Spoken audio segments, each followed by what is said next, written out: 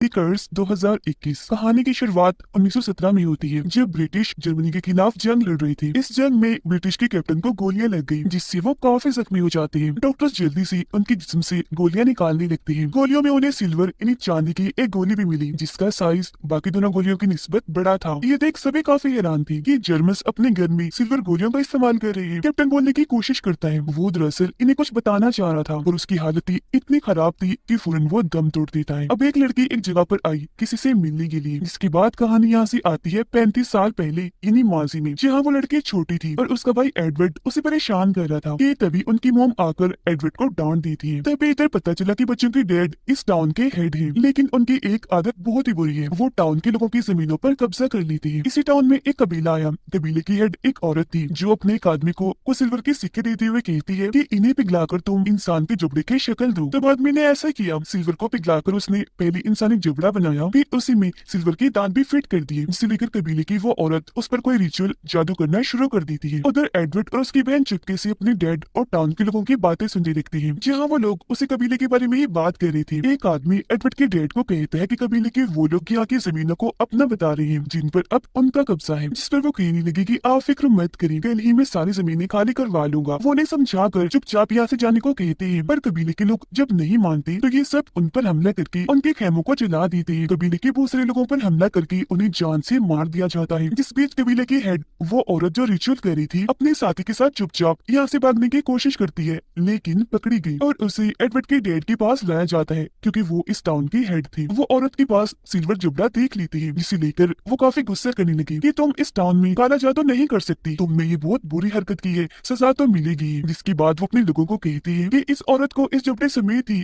जिंदा जमीन में दफन कर दिया जाए और इसका जो साथी है उसका भी काम तमाम कर दो। तो वो लोग पहली औरत के साथी का बुरा हाल करते हैं, वो उसके हाथ पांव काट कर कपड़े से उसे अच्छे से कवर कर देते हैं, जिसके बाद लकड़ी का सहारा देकर उसे रस्सी से लटका दिया जाता है, जिसे कोई स्केयर क्रो हो इन्हें खेतों में खड़ा हुआ पुतला। औरत को भी जमीन में जिंदा ही दफन किया जा रहा था, पर वो अभी भी नहीं रुकती, काली जादू के मंत्र बोलती जा रही थी। अब रात के वक्त एडवर्ड की बहन को उसी जगह का सपना आता है, वो वहाँ जाकर जमीन खोदती है और औरत को बाहर निकालने की कोशिश करने लगी, लेकिन वो लटका हुआ आदमी अचानक अपनी गर्दन मोड़ता है। वो डरावना क्रिएचर लग रहा था, जिससे डरकर एडवर्ड की बहन की आंख खुल गई। अब इसी टाउन में एक आदमी आया जो साइंटिस्ट है, उसका नाम जॉन था। वो यहाँ उस कबीले को ही ढूंढने आया था, जिस मकसद के लिए वो टाउन के पुलिस ऑफिसर के पास आता है जो उसका साथी था। एडवर्ड को भी अपनी बहन की तरह ही डरावनी सपने आ रही थी। सपने में जब वो खेल रहा था अचानक उसे कुछ ख्याल आया, वो उसी जगह पर जाकर वहाँ की जमीन खोदने लगता है और उस सिल्वर जुबड़े को बाहर निकाल देता है। तभी उस औरत की आत्मा अचानक से उसे नजर आई, वो उड़ते हुए एडवर्ड के पास आकर उसे डरा देती है। वो जोर से चीख मार देता है, उसकी आंख खुल गई जिस वक्त वो बाहर था,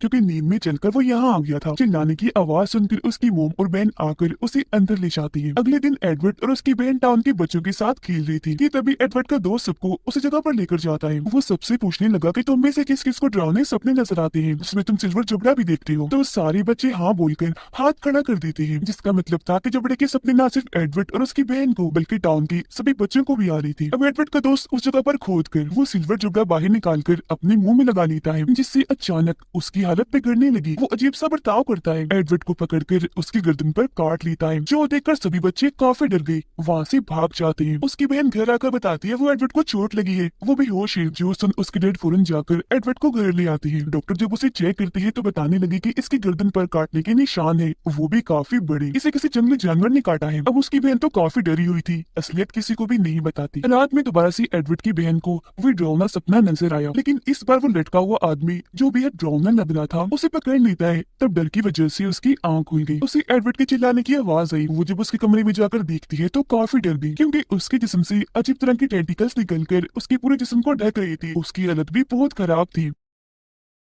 ये देख वो काफी डर गई, चिल्लाती हुई कमरे से बाहर आ गई। उसकी आवाज सुनकर मॉम डैड भी नींद से जाग जाते हैं, लेकिन जब वो चेक करने एडवर्ड के कमरे में आई तो वो वहाँ नहीं था। इस वजह से उसके डैड अपने लोगों की मदद से उसे पूरे जंगल में ढूंढते ही, पर वो कहीं भी नहीं मिलता। 2 दिन हो गए थे पर एडवर्ड का कुछ पता नहीं चल पाया था, जिस वजह से सभी काफी परेशान थे। अब पुलिस ऑफिसर जॉन को जाकर बताता है कि टाउन के हेड का बेटा एडवर्ड गायब हो गया है, और मुझे पक्का पता है इस बात का उन कबीले वालों से कोई ताल्लुक जरूर है। अब एडवर्ड की बहन अपने सर्वेंट को लेकर चर्च में गई, जहाँ पर एडवर्ड का वही दोस्त पहले से ही मौजूद था। वो पूछने लगी कि एडवर्ड कहाँ है। इस पर वो कहता है कि मुझे खुद नहीं पता। दरअसल उसे याद ही नहीं था कि मैंने ही एडवर्ड को काटा है, क्योंकि जब उसे होश आई थी तो वो खुद वहाँ पर पड़ा हुआ था। तब यहाँ एडवर्ड की बहन उसे सारा किस्सा सुनाती है, जिस पर वो यहाँ पढ़ी एक किताब पढ़ने लगता है ताकि कोई मदद मिल सके। किताब में लिखा था कि काफी वक्त से कुछ सिल्वर के सिक्के कई हाथों में घूमते रहे, लेकिन जब एक औरत को मिले तो उसने सिक्कों से सिल्वर का जुबड़ा बना दिया, लेकिन बाद में काला जादू करके उसे कर्स कर दिया, यानी उसे श्राप दे दिया। जो पढ़ के वो काफी डर गया कि इसका मतलब यही वो जुबड़ा है जिससे मैंने एडवर्ड को काटा और उसकी गायब होने की भी यही वजह है। ये पढ़ वो काफी हैरान रह गया, फौरन चर्च से भागकर बाहर आ गया, जहाँ उसे अपने सामने एडवर्ड देखा जो घने जंगल में जाकर अचानक गायब हो जाता है। तभी वो देखता है कि झाड़ियों में से कोई चीज तेजी से मेरी तरफ बढ़ रही है। गौर करने पर उसने देखा कि ये एक क्रिएचर है जो अचानक आकर उस पर हमला करके जख्मी कर देता है। इससे पहले कि वो एडवर्ड के दोस्त को मारता, वो एक जगह पर आकर छुप गया, लेकिन क्रिएचर उसे देख चुका था। यहाँ आकर वो हमला कर देता है और इस बार उसकी जान ही ले लेता है। अब जॉन और उसका साथी पुलिस ऑफिसर एडवर्ड के डैड से मिलने आए। वो उनसे एडवर्ड और टाउन में चल रही चीजों के बारे में पूछने लगते हैं, जिस पर उसके डैड उन्हें जंगल में लेकर गए और एडवर्ड की दोस्त की लाश दिखाते हैं, जिसकी हालत बहुत खराब थी। उसकी चीर फाड़ की हुई थी क्योंकि क्रिएचर ने उसे खाकर बुरा हाल कर दिया था। इन लोगों को लगता है कि शायद किसी जंगली जानवर ने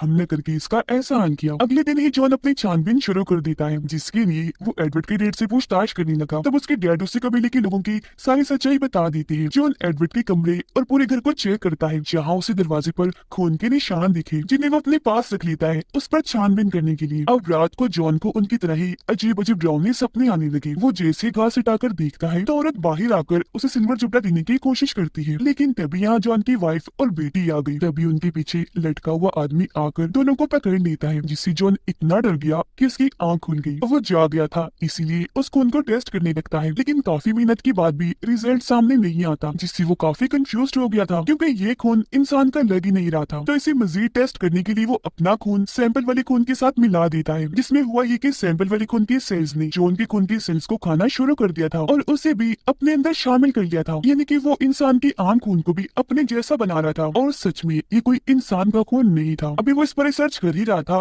कि उसे बाहर से किसी की आहट महसूस हुई। जॉन जब झांक देखता है तो वहाँ ड्रोन सा क्रिएचर नजर आ रहा था। ठीक से देखने के लिए जैसे वो बाहर आया, क्रिएचर वहाँ से जा चुका था। सारे सूरत हाल को देखते हुए एडवर्ड के डैड एक मीटिंग रखते हैं, जिसमें वो सभी लोगों को बता रही थी कि टाउन में एक क्रिएचर घूम रहा है जो बेहद खतरनाक है। हमने छानबीन करके पता लगवाया है कि उसने ही एडवर्ड के दोस्त को मारा है और अब वो हमारे लिए भी खतरा है। उसकी बात को मजीद आगे बढ़ाते हुए जॉन बोला कि हाँ ये सच है, तो आप सब लोग अपने अपने घरों में रहिए और घरों को लॉक ही रखिए, क्योंकि वो क्रिएचर मैंने भी देखा है। अब टाउन के 3 लोग किसी काम से अपने खेतों में जा रहे थे, जहाँ तभी वो क्रिएचर आकर दोनों आदमियों पर बुरी तरह हमला करके उन्हें मार डालता है, जिसके बाद वो लड़की पर भी हमला करके उसे भी नोच देता है। वो बहुत जख्मी हो गई थी, पर जैसे तैसे अपनी जान बचाकर खुद को आजाद करती है और वहाँ से किसी तरह करके टाउन में वापिस आ गई। जो भी उनके साथ हुआ वो सबको बता देती है। ये देखकर फौरन जॉन और उसके कुछ लोग खेतों में गए, पर वहाँ दोनों आदमियों की लाशें नहीं थी। अगले दिन जॉन और एडवर्ड की डैड उसी जख्मी लड़की के घर आए, पर वो वहाँ नहीं थी और तोड़ दरवाजे पर भी वैसे खून के निशान थे, जिन्हें देखकर जॉन एडवर्ड के डैड को कहता है कि टाउन के सभी लोगों को खतरा है। मेरे ख्याल से जो भी जख्मी होता है वो भी क्रिएचर से इन्फेक्टेड हो जाता है, यानी क्रिएचर से मुतासिर, जिससे जाहिर है टाउन के सभी लोगों की जान को खतरा है। अब हमें सबको चर्च के अंदर ही रखना चाहिए। वो लड़की जंगल में थी जिसकी हालत खराब होती जा रही थी। वो जोर से चिल्लाने लगी क्योंकि उसके जिस्म से भी वो टेंटिकल्स निकल रही थी। अचानक उसे कुछ हुआ, वो पानी में कूद जाती है। अब एडवर्ड के डैड टाउन के सभी लोगों को चर्च में भेज रहे थे, जबकि जॉन एडवर्ड की मॉम से बातें कर रहा था। वो यहाँ बता देता है कि मैं क्यों इन कबीले वालों को ढूंढ रहा था। दरअसल कुछ वक्त पहले मेरे टाउन में भी वुल्फ बेड़ी क्रिएचर ने हमला कर दिया था, जिसमें मेरी वाइफ और बेटी मारी गई थी। लेकिन बाद में मुझे पता चला कि वो दोनों इसलिए मरी थी क्योंकि काला जादू करके कबीले के लोगों ने हमारी जमीनों को कर्स्ट शराब दिया था। बाद में कबीले के लोगों ने आकर बताया भी कि देखो हमारा कर्स्ट पूरा हो ही गया, तुम्हारी वाइफ और बेटी नहीं रही। यही वजह है कि मैं इन कबीले वालों को ढूंढ रहा हूँ ताकि इन्हें रोक सकूं। ये बात सुनकर एडवर्ड की मोम काफी हैरान थी और डर भी गई थी, जिस बीच उनका हस्बैंड आकर जो उनको ऐसी बातें बताने से मना करती है, क्योंकि उसकी मोम एडवर्ड को लेकर बहुत परेशान थी जो अभी तक मिला नहीं था। अगले दिन जॉन उस जगह पर गया जहाँ एडवर्ड के दोस्त की लाश मिली थी। गन लेकर वो क्रिएचर के आने का इंतजार करने लगा। इसी बीच उसकी आंख लग गई। उसके सामने वो जख्मी लड़की हम देख पाते हैं, जिसके पीछे बड़े बड़े टेंटिकल्स थे और अब वो भी एक क्रिएचर बन गई थी। जॉन की अचानक आंख खुल गई। वो काफी घबराया हुआ था क्योंकि उसके बिल्कुल सामने वो क्रिएचर आ चुका था। वो उसे गन दिखाता है, पर वो जॉन की तरफ बढ़ता ही जा रहा था हमला करने के लिए। लेकिन इससे पहले ही वो क्रिएचर को अपने बनाए हुए ट्रैप जाल में फंसाने में कामयाब हो जाता है, फिर उसे शूट करके मार देता है।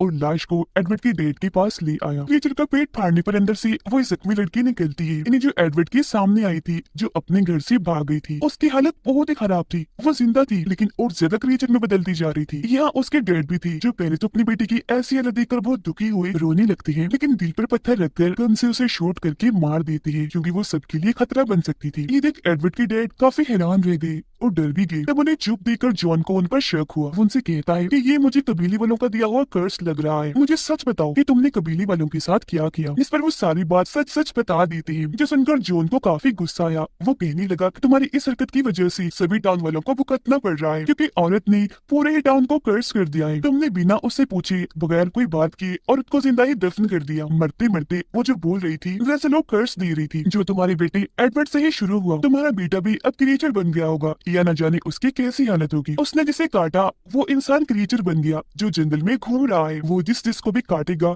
सभी क्रिएचर्स बनते जाएंगे, और अब पता नहीं कितने क्रिएचर्स और बन गए होंगे। ये सुनकर एडवर्ड के डैड को इतना गुस्सा आया कि उन क्रिएचर्स को मारने का ठान लेते हैं और अपने लोगों के साथ जंगल में आ गए थे क्रिएचर्स को ढूंढने के लिए। जबकि जॉन एडवर्ड की बहन के पास आकर उस दिन के बारे में पूछने लगा जब वो और एडवर्ड टाउन के बच्चों के साथ खेल रहे थे। इस पर वो सारी बात बता देती है। यानी एडवर्ड के दोस्त ने जमीन खोदकर वो जुबड़ा निकाला और फिर उसे मुंह में लगाकर उसकी हालत खराब हो गई। उसने मेरे भाई एडवर्ड को काट लिया। ये भी बता देती है कि एडवर्ड के दोस्त ने बाद में वो सिल्वर जुबड़ा चर्च में छुपा दिया था। अभी दोनों चर्च में आकर वो सिल्वर जुबड़ा हासिल कर लेती है। उसे देखते ही जॉन समझ गया कि हाँ, टाउन वालों को उस औरत ने कर्स दिया है, जिसके मुताबिक जो भी इसे अपने दांतों में लगाकर किसी को काटेगा तो वो इंसान क्रिएचर बन जाएगा और फिर उसके जरिए ही शराब पीएगा। जॉन को यहाँ पता चल गया था कि इस कर्स को मिटाने का बस एक ही तरीका है, जो इस जुबड़े में ही है। अब सर्वेंट जब कपड़े लेने बाहर आई तो उसे वहाँ क्रिएचर दिखा। वो भी बिल्कुल वुल्फ जैसा ही था, जो अचानक भागकर आया और सर्वेंट पर हमला करके काफी जख्मी कर देता है। पर सर्वेंट घर के सभी लोगों से ये बात छुपा के रखती है कि मुझे क्रिएचर ने काट लिया है। अब यहाँ जॉन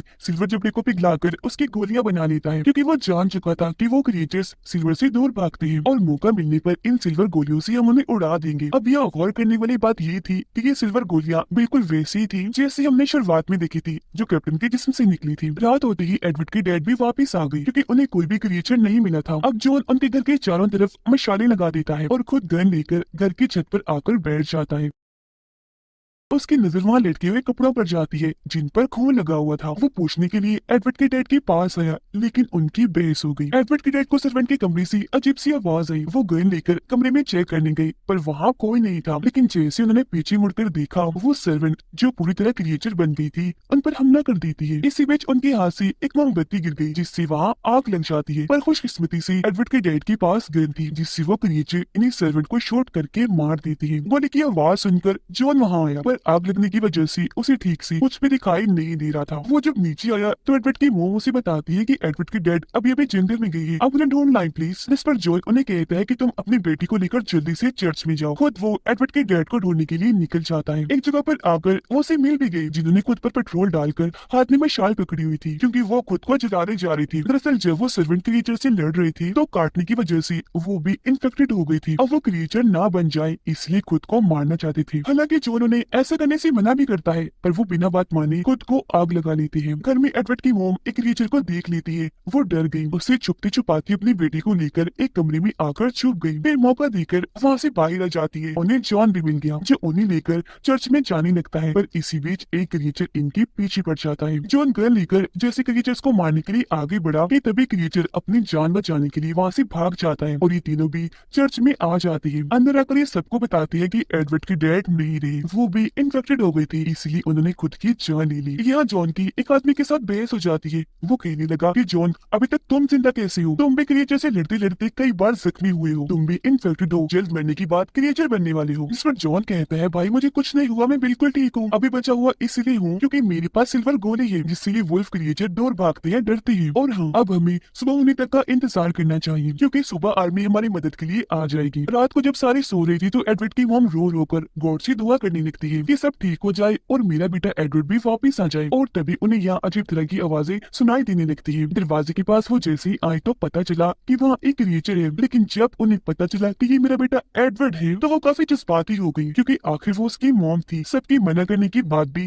दरवाजा खोल देती है। दरवाजा खोलते ही वो क्रिएचर यानी एडवर्ड अंदर आकर सब लोगों पर हमला करके झपट पड़ता है, सभी को मारने लगता है। उसे मारने के लिए जॉन जैसे अपनी गन लोड करता है कि तभी उसकी मॉम क्रिएचर यानी अपनी बेटी एडवर्ड के सामने आकर देखकर खड़ी हो जाती है उसकी जान बचाने के लिए और अपनी बेटे को आवाज लगाने लगती है। हालांकि जॉन उन्हें ऐसा करने से मना भी कर रहा था, पर वो एक नहीं सुनती, वहीं खड़ी रहती है कि तभी क्रीचर एकदम आकर उन पर हमला करके काट लेता है, जो देख मजबूरन एडवर्ड को उन पर गोली चलानी ही पड़ती है। गोली उसकी मॉम को लगी, जो आर पार होकर क्रीचर यानी एडवर्ड को भी लग जाती है, जिससे वो मरा नहीं, वापस अपने इंसानी रूप में आ गया और उसकी मॉम उसे गले लगाकर मारी जाती है। लेकिन हैरत, एडवर्ड को कुछ नहीं होता, वो बिल्कुल ठीक था। यही हमें दिखाया गया कि शुरुआत वाला जो कैप्टन था जिसे सिल्वर गोली लगी थी, वो और कोई नहीं बल्कि एडवर्ड ही था, जिसने बड़ी होकर आर्मी ज्वाइन कर ली थी। एडवर्ड की ठीक होते ही कर्ज खत्म हो गया, इसलिए जॉन यहाँ से जाने लगा, पर जाते जाते एडवर्ड की बहन उसे बाकी बची 3 सिल्वर गोलियां भी दे देती है।